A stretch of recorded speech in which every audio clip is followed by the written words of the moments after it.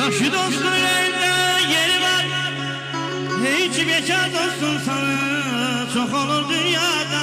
Öz-özlə yarışana yan demə ayəmi.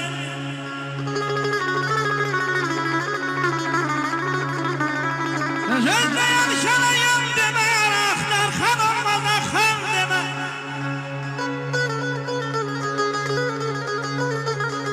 Hər yetəni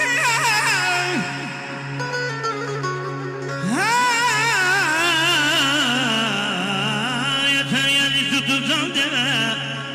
Yaxşı dostu bax belə gözəl dostları. Ay elmi, ay xəyal. Belə dostları yaxşı tanı dünyada. Belə dostlar elə düşməzdi bu dünyada.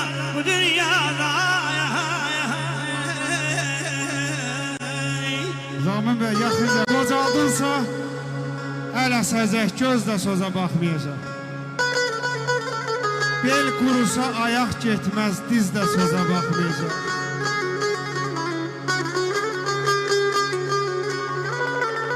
Sevən qəlbə baxış düşər, hər ilmiyə naxış düşər, ha sığalla qırış düşər, üz də sözə baxmayacaq.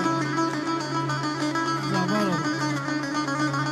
Hay elmin qozaldır insanı qozaldır zaman.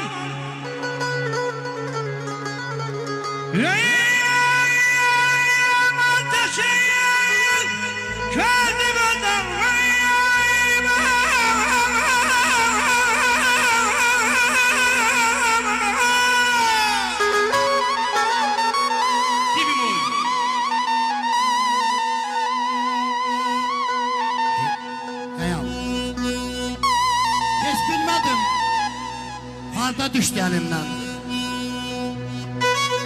Tapamıram itiyin ömrümün. Palıdını, çinarını qurudub qoruyuram kötüyün ömrümün. Ayırdım, apənahım, açıram. Sabahımı harda gəldi açıram. Gah dərmana, gah iynəyə qaçıram. Yamıyıram söküyün ömrümün. Kesin inşallah. Sağ ol buyur kardeş. İşmasan değil, Aybıqar. Faiz gelse çiçeği açmaz. Yüz sulasan solan ömrü. Kim təzədən cavan eylər, ahıl yaşa, dolan ömrü. Ay xəyal, dərdin çoxu, qəmin bolu. Sellər təki kəsir yolu. Yaxın qoyma, insan oğlu dərd eyləyər talan ömrü. Bir kuş idi, uçtu, getdi.